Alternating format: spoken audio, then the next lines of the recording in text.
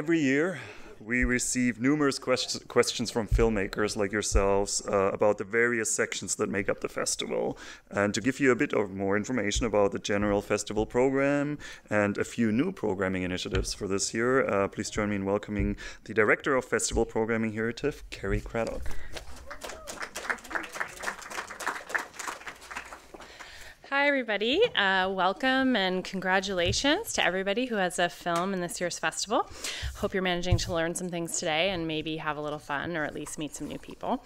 Before I get started, I wanted to get a sense of how many of you are here for different reasons. So who's here with a feature film? Okay, what about shorts? Okay, what about it's your first time in the Toronto International Film Festival? What about, is it your first time at any film festival? Oh, okay, so a few, okay. So just an overview on the selection. I wanted to give you a sense of the size and scope of everything. So I have some numbers from 2013. Can't quite release the numbers from 2014 yet. Last year we had 288 feature films. 146 of those were world premieres. 58 of them were first features. 58 of them were directed by women, and 70 countries were represented. We have 16 different programs that those films are spread throughout. They range from, well, I'll just list them all for you. Gala presentations, special presentations, masters, contemporary world cinema, discovery, Midnight Madness, Vanguard, City to City. This year's spotlight is on Seoul, South Korea. TIFF Docs, Mavericks, TIFF Kids, TIFF Cinematech, Wavelengths, Future Projections, Shortcuts International, new this year, and Shortcuts Canada. So films are slotted into these programs based on lots of different reasons. One is just where the director's at in their career. So if you're someone like Jean-Luc Godard, kind of regardless of the type of cinema you're making, we're going to put you in the master's program. Whereas someone making similar sort of experimental cinema or cinema that challenges the narrative form might go in Wavelengths if they were a new director. If you're a new director making just narrative cinema that doesn't kind of stand out in terms of its genre, then we might put you in Discovery. Midnight Madness is reserved for films that are horrors, but not just horrors. This year, Midnight Madness has a documentary in it as well, Electric Boogaloo, and also and so if you're a documentary, you might go in TIFF Docs, but if you're a hybrid documentary, you might go in Wavelengths. So there's lots of different things we look at when sort of slotting them in programs. The programs also range in number and generally vary just based on the year's selection, but some programs are specifically set based on how we schedule them. So for example, gala presentations, we have 20 every year, and that's because each night of the festival we show 2. We also have 2 matinees on the first weekend, and then we have an opening and a closing night film also in that section. Midnight Madness, we have a midnight film for every night of the festival from the first Thursday to the final Saturday, so that gives us 10. So that's kind of how some of the numbers vary. Our big joke internally is that, like last year we had 82 special presentations, and the joke internally is like, well, how can you all be special when you're 82? And of course, they all are special for different reasons, but we face a lot of pressure for films to be selected into special presentations, whereas sometimes the reality is that your film might stand out more in a section that has 12 films in it, like Vanguard, as opposed to being lumped in with 82 other special presentations. Again, not that they're not all special, in case one of you has one. So just to shed some perspective on that. In addition to the programs themselves, we have some things that we call programming extras. So there's 3 of those. Contemporary World Speakers. That's a sub-selection of films in the contemporary world cinema where we work with the University of Toronto's Munk School of Global Affairs to pair films with subject experts from the Munk School. So at the second public screening, there's an extended Q&A based on the subject of the movie. The first Q&A we reserved just to talk about the film itself. TIFF Next Wave is a sub-selection of 10 films from across the different programs that are targeted at a teenage audience, and these films are approved by our own youth-driven TIFF Next Wave committee, which has its own festival in February every year in the building. And then the final one is TIFF Manifesto, which is a sub-selection of 10 films that are supported by Manifesto Community Projects. It's an organization in Toronto that runs a festival about a week after ours that's mixed media, spoken word, music, dance, and some films. A lot of the films are more action-driven in terms of kind of like political action or that sort of thing. In terms of the scheduling, we run 2 concurrent schedules at the festival, a public schedule and a press and industry schedule. Each film receives a minimum of 2 public screenings and 1 P&I screening. Sometimes you have 3 publics and 2 P&Is. That depends on your premiere and distribution status in Canada. And if anybody is curious to know about those details, I'd be happy to talk about it later.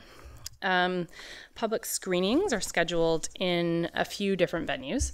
Roy Thompson Hall, Princess of Wales, Visa Screening Room at the Elgin Theatre, Winter Garden, Ryerson, Isabel Bader, Blue or Hot Dog Cinema, Jackman Hall at the AGO, Scotiabank, and our own TIFF Bell Lightbox. P&I screenings are scheduled only in two venues, the Scotiabank and new this year for the first time at the Princess of Wales. So this year, from the first Thursday to Monday of the festival, we'll have 1 to 2 big P&Is scheduled in that venue in the morning. So that's, access for 1,700 delegates and guests like yourselves. With the exception of films in the gala and special presentation programs, each director gets 2 tickets to each of your first 2 public screenings. That you'll get those from the guest office upon registering. And the confirmed screening information for your films was actually sent out by my team overnight last night. So if you haven't received that yet, check in with your producer, distributor, sales agent. Somebody definitely got that. You're requested to participate in the Interim Qa for the first 2 screenings of your movie. We ask that you arrive 30 minutes in advance of that. And when you arrive at your venue, just look for anyone with a headset, ask them to connect you with your programmer or the venue liaison, and we'll make sure that you're with the people you're supposed to be with. The screening introduction, you're going to be introduced by a member of the programming team, whether it's your programmer, their associate, me, Cameron, someone. And then the director will then be asked to introduce any of the cast that are in attendance.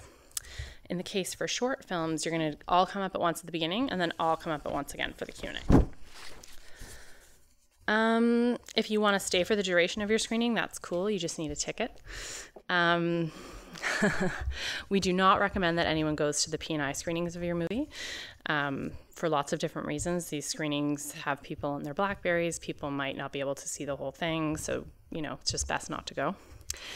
New this year, we have a Filmmaker host program. If you want more details on that, you can ask your programmer or their associate. So for most of you, I think that's going to be someone named Danis or someone named Lisa. Basically what it is for people that are at the festival for the first time or maybe aren't with a big team, we have expert volunteers that are going to be aware of your film or know the cinema that you're interested in, know the city, be able to answer questions and kind of, hang out with you a little bit more than we all might be able to. So we are running around a lot. We also have an interpreter's manager if any of the cast or any of you require interpretation at your screenings or for any press opportunities. So again, if you want to be linked up with that program, just ask Danis or Lisa. Okay, awards. So I think most of you are probably familiar with the fact that we're a non-competitive festival. And that's true in that our so-called main section is not juried like some festivals like Sundance, Berlin, and Cannes, but we still offer juried and audience awards, many of them in fact. So I thought I would outline those for you here. The biggest one is our Grolsch People's Choice Award. All feature films are eligible for this. We define feature as anything over 50 minutes.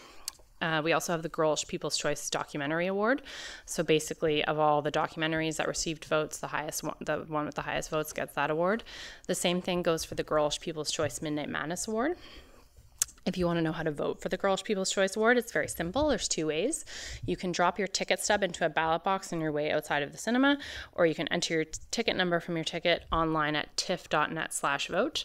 And before you ask, you can't send your ticket number to all of your family and friends and get them to vote because it cancels out on the back end. So 1 ticket number, 1 vote. People have tried, I'm sure you would figure that out. All of the votes are weighted against capacity, so it doesn't matter if your film's playing in a really big venue or a really small venue. The way we calculate it is based on the percentage of people that vote for your movie, based on how many people have the opportunity to see it. We also have the Canada Goose Award for Best Canadian Feature Film. This is a juried award. All feature-length films are eligible. We define Canadian in 2 ways. The director must be a citizen or resident of Canada, and Canada must be listed as one of the countries of production. We have the City of Toronto Award for the Best Canadian First Feature Film. It's another jury. And this year we have the Vimeo Award for the Best Canadian Short Film, also juried. That same jury will award the Vimeo Award for Best International Short Film. So films that are any short film that's Canadian or international is eligible. It doesn't matter what section it's in. So if some of you have short films in wavelengths versus shortcuts, they're still eligible.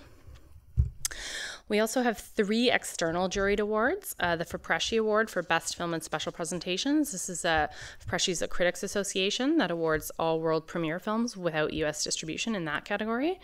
Or the Fipresci Award for the Best Film and Discovery, where all world premiere films are eligible. And finally, the NetPAC Award for the Best Asian Film in Contemporary World Cinema. Sometimes we also include the films from Vanguard as well. And NetPAC, in case you're not aware, is the network for the promotion of Asian cinema, and the jury is comprised of 3 NetPAC members that attend the festival. Okay, what else can I tell you? Extras and events. So in addition to your own film screenings, I hope you have time to see some other films while you're here. I'm not sure if you're aware already, but your guest pass gives you access to public screenings. You can rush gala screenings, and you can enter P&I screenings and industry programming events at the conference of the Glenn Gould Studio and Conference Center. And also we have some programming events that we hope you can all attend. There'll be a filmmakers brunch on Saturday, September 6th. There'll be details coming in the next few weeks. There'll be dinners that your programmers invite you to, and those details are also coming for all of the Canadians in the room, which I think is all of you. There's the Canada party on the Saturday of the festival, September 6th this year. It's at Arcadian Court, and there'll be more details to come on that also. And then specifically for the short filmmakers, we are going to have a shortcuts cocktail on Tuesday this year, so we hope you can all come. And I also want to let you know about Festival Street. This year, for the first time, we are closing King Street from University Avenue to Peter Street in front of our building. That'll be for the first 4 days of the festival, from Thursday to Sunday. We'll have art installations, performances, food trucks, all that sort of stuff. And part of that is also the parking lot across from the Hyatt Regency Host Hotel. There'll be a music stage where we'll have performances every night from Thursday to Sunday, and also food trucks if you want to get food in the morning on your way to screenings. There's not a lot of options around here other than Tim Hortons or Starbucks. There'll be some food trucks every morning, and also late in the evenings. I know trust me, I work a lot of late hours, and finding food late at night here is not always, there's not a lot of options. And then where to find us. So the programming team, we run around a lot during the festival, as I'm sure you know, but when we're not at the venues, we can be found in the Founders Lounge on the 4th floor. If we're not there, then there's a dedicated receptionist that's there, and also other support staff that you can feel free to leave a message with, but we hope we'll see you all there. And sometimes we have coffee and treats in the mornings too, so that's nice.